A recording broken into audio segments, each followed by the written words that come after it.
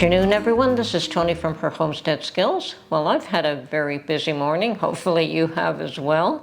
I got up bright and early. Well, I usually do these days. For some reason, I go to sleep early to bed, early to rise.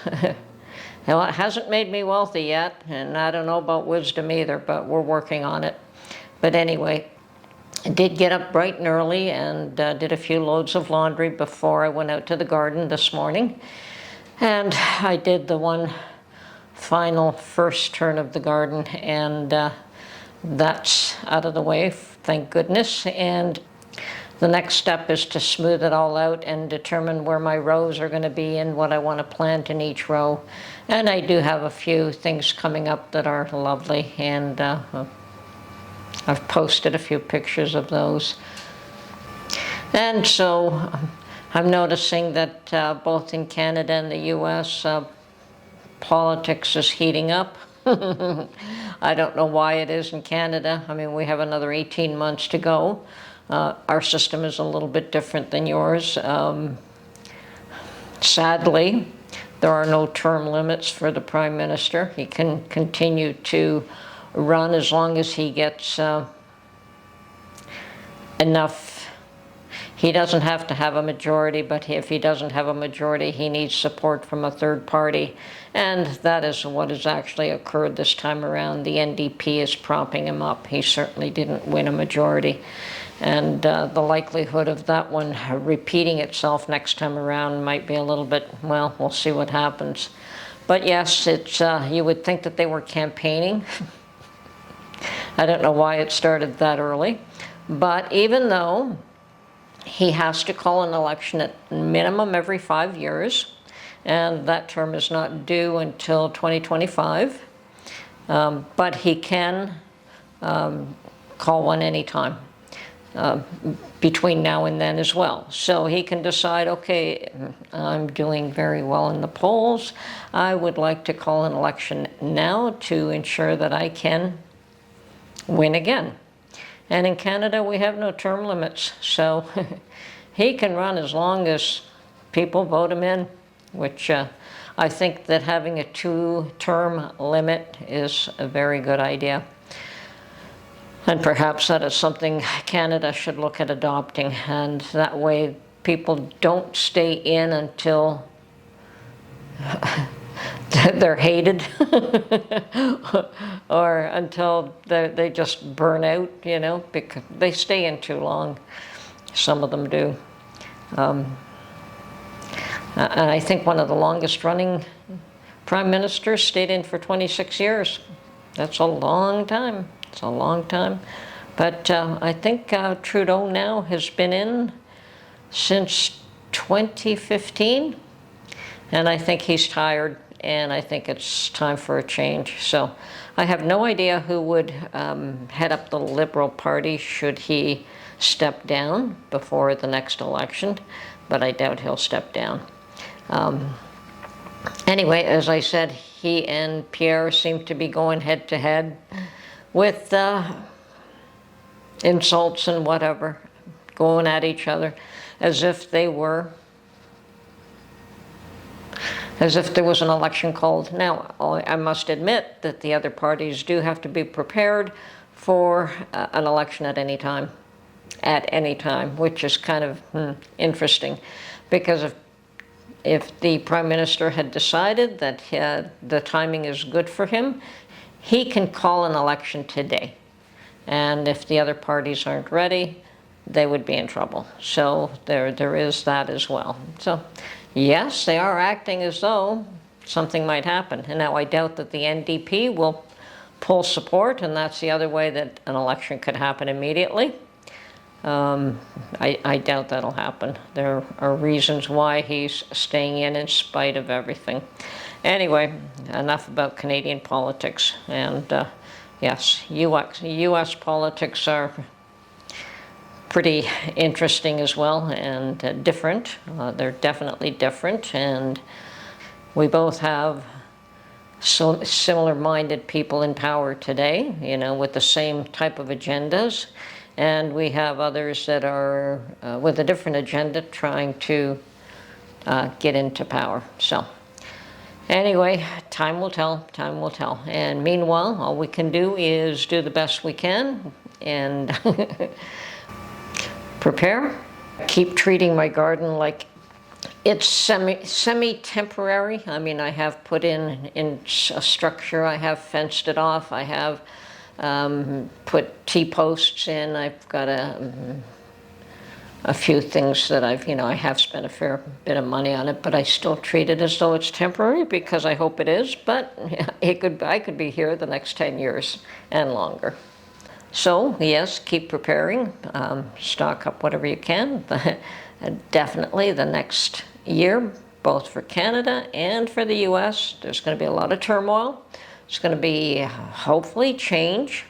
But yes, with all these newcomers, immigrants, illegals, I would call them illegals, certainly are going to also disrupt our countries in many different ways. Everything is going to be upside down for a while. And even if you get people in politics who want to repair the damage that has been done, that will take a while, and it will take patience, and it will take Lord knows what.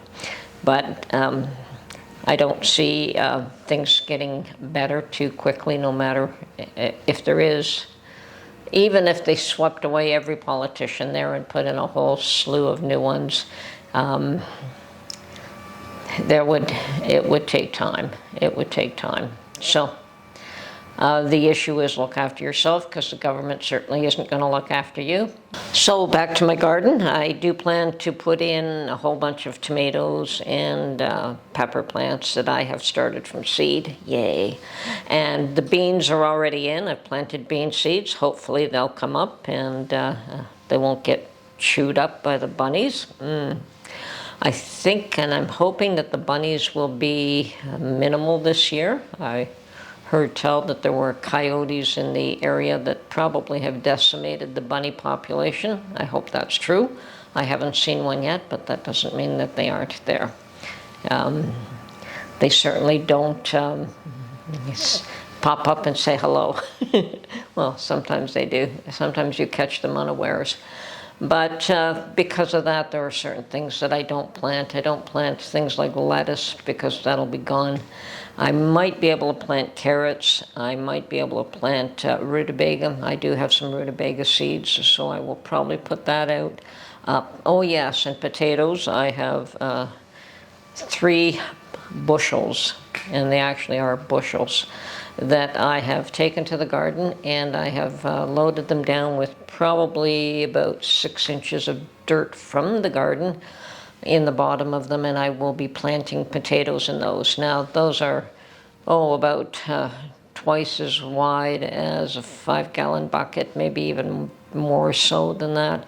So I should be able to put 4 potatoes, maybe 5 plants in that. I believe in a 5-gallon bucket you can only put two plants. So with this I should be able to put at least 4 and perhaps a 5th in the center. And I will be able to top it up. I'll get some fresh soil. I'll buy some soil so that it's something a little bit lighter. The other thought was that I could use those bushels for carrots, because the soil is far too heavy for carrots. They'll never grow in that soil. And if they do, they would be all wonky. But I've determined that this time around it will be potatoes, and if the bushels don't last, it's irrelevant. I had them, and I saved them because I thought I could put them to some use, and I think that's good use. So I have the potatoes already. I've sliced them in half today, the ones that were large enough, that enough eyes on them to slice them. And these actually came from my fridge. I didn't even buy seed potatoes yet. I may buy more. But that's probably one of the ones with the largest eyes growing. Most of them are much smaller than that, which is fine. See, this one here is one that I've sliced in half. And I did that just this morning, so tomorrow or the next day they should have dried enough to be able to plant them. And here's just a little one that I haven't cut. Which is fine. They all have some growth on them, and this time around it isn't very long. The eyes are not long growing. That's probably once again, one of the longest ones. So we're doing good here. This is just white potato, which I like. I also like the red skin ones. And I've got enough here for my 3 bushels. And I think that will be a whole lot easier for me. Just turn the bushels over when I want to harvest it, and hopefully I'll get a good harvest. I mean, if I keep topping it up when the plants grow, I should get a really good harvest. So that's ready to go to the garden tomorrow or Sunday or Monday. Anyway, they're ready, and I've prepared the baskets, so they're ready. What else do I have to do? My tomatoes and peppers are ready. Poor tomatoes are actually way tall. I'll have to bury about half of them in the ground. And I do have a whole bunch of eggshells, which when I freeze-dried 4 dozen eggs and any other eggs that we've eaten since then, I've kept the shell and dried them out, and I've crunched them all up. I do want to make them a bit smaller. Perhaps I'll put them through a mixer and really get them granulated, and I'll put a spoonful of that in each under each tomato plant that I plant, and that should alleviate any potential blossom end rot. Although I haven't had any in that garden, doesn't mean that you won't. So that certainly would help in that situation. You can also put Epsom salts underneath your tomatoes. But right now I'm going to start with the eggshells, and then we'll see what else I may need to top it up. Other than that, oh yes, well, I got to dig out some more seeds and see what else I want to plant. But we're doing good. I don't know if I'll even bother with cucumbers too much, because I have so much from last year, but maybe I'll put a couple of plants. But yes, I am pleased that the garden is coming along, that I'll be glad when I have everything in the ground that I want in the ground, and then just tending it, because that means all the hard work will be behind me until harvest, of course. But at that point, and yes, we have to keep prepping, keep our eyes open, look for opportunities, just keep prepping, folks, because it's not going to hurt you no matter what. 3 years ago when we started prepping heavy duty, and that's when I did too, is pre-COVID. I've always put some things away, but never to a large degree. And when Mark and I both saw that things were going south, he came home and suggested I go out and get a whole bunch of bags of beans and rice, and I certainly did that, and I have been stocking up ever since. So adding to that, so that beans and rice are a very first staple that you can get that costs you very little.